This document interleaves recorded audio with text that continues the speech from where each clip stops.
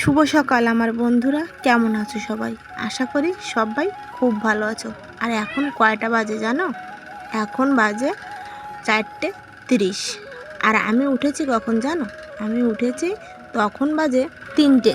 আমি কিন্তু 3টের সময় ঘুম থেকে উঠেছি। আর দেখো আকাশে কিন্তু চাঁদ মামা এখনও আছে। আর এখনও কিন্তু ভোরের আলো ফোটেনি। তাই ভাবলাম তোমাদের একটু আকাশটা দেখাই, তাই চলে আসলাম বাইরে। আর আমার কিন্তু রান্না প্রায় শেষের পথে। আর আজকে না আমার একটা শ্বশুরের ঘরে বড় ঠাকুরের পুজো আর কি। তাই সূর্য ওঠার আগেই কিন্তু আমাকে রান্না করে সারতে হবে। সবাই কিন্তু ঘুমাচ্ছে, আমি একাই 3টের সময় উঠে রান্না বান্না কমপ্লিট করে নিয়েছি। দেখো ডাল রান্না করেছি। আর যে রান্নাগুলো করেছি সেগুলো তোমাদের পরে দেখাচ্ছি। আর রান্না করে রেখে আমি কিন্তু আবারও ঘুমিয়ে পড়েছিলাম। আর উঠেছি কখন জানো? 6টার দিকে। উঠে তো দেখি অনেক বেলা হয়ে গেছে। আর আমাকে তো সকাল সকাল দুধটাও দোয়াতে হবে। আর তার কারণ আমি দুধ নিয়ে যাব ওই পূজা বাড়ি আর কি, আমার আরেকটা শ্বশুরের ঘরে।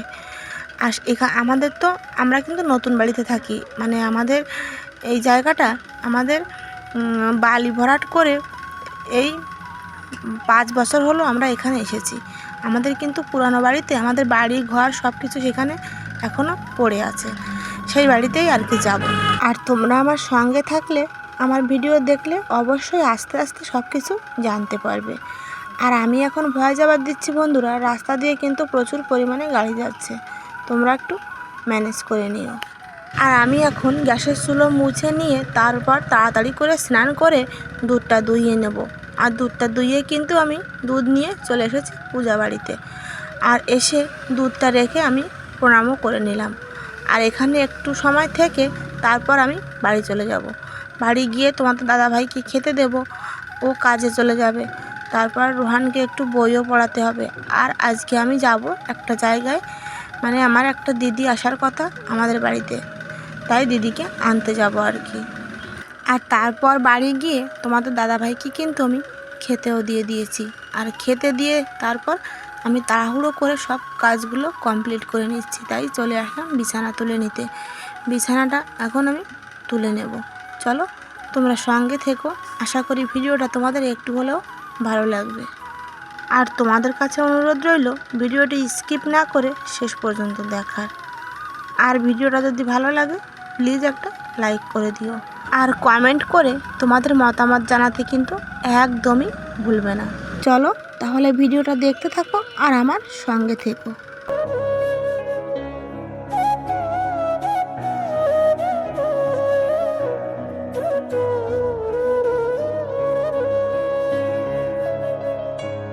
আর কি জানো বন্ধুরা, আমার গত দিনের ভিডিওর কমেন্ট বক্সটা অফ ছিল। আমি তো একদমই বুঝতে পারিনি যে আমার কমেন্ট বক্সটা অফ আছে।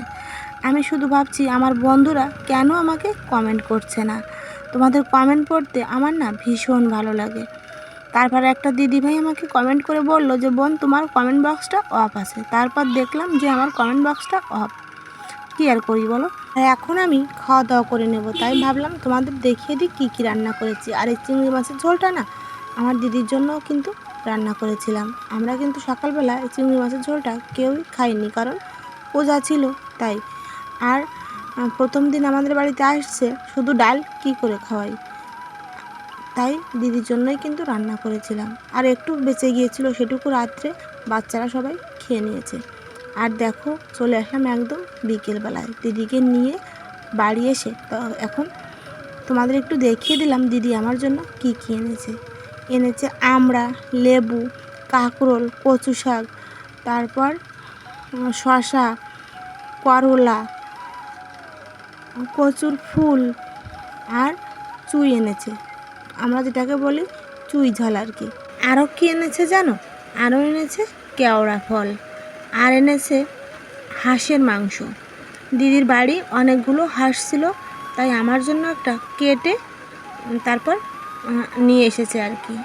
আর সেই হাঁসের মাংসটাই কিন্তু রাত্রে রান্না করব। আরও এনেছে ঝিঙা, 2টো ঝিঙা তো আমি দিদিকে রান্না করার জন্য কাটতে দিয়ে দিয়েছি। আর এখানে একটা আছে, দেখো এই যে 3টে ঝিঙা ছিল দিদির গাছে প্রথমেই কিন্তু এই 3টে ফল ধরেছে ঝিঙা গাছে, সেই 3টেই দিদি আমার জন্য নিয়ে এসেছে। আর এই যে মাংসটা দেখো, এই যে এখন আমি কেটে টুকরো করে নেব। আর এই মাছটা তোমাদের দাদাভাই বাজার থেকে কিনে তারপর পাঠিয়েছে। আমি রান্না করার জন্য কিছু রেখেছি, আর ওই যে বাকিটা দেখালাম তোমাদের, ওইটা আমি ফ্রিজে রেখে দেবো। আর আলু কেটে নিয়েছি, আর এই মাংসগুলোও কিন্তু কেটে আমি টুকরো করে নিয়েছি। আর এদিকে কিন্তু রান্নাও আমি বসিয়ে দিয়েছি, কারণ অনেকটা রাত হয়ে গেছে, আর এখন বাজে 7:30। আর দেখো এখন আমি তরকারিটা নামিয়ে নেব, আর তারপর মাংসটাও কিন্তু রান্না করে নেব। আর কি আর বলবো বন্ধুরা, সারাটা দিন কিন্তু কারেন্ট ছিল না। সন্ধ্যাবেলায় কারেন্ট দিয়ে আবারও কারেন্ট নিয়ে গেল, তাই আমার ভিডিও করতেও একটু অসুবিধা হয়ে গেছে, কি আর করার আছে। আর ডেলি কারেন্টের এত সমস্যা এখন না আর ভালো লাগে না। এই 1 বছর ধরেই কিন্তু এই কারেন্টের সমস্যা আমাদের এখানে চলছে, একদিন বাদে বাদে কারেন্ট থাকে না।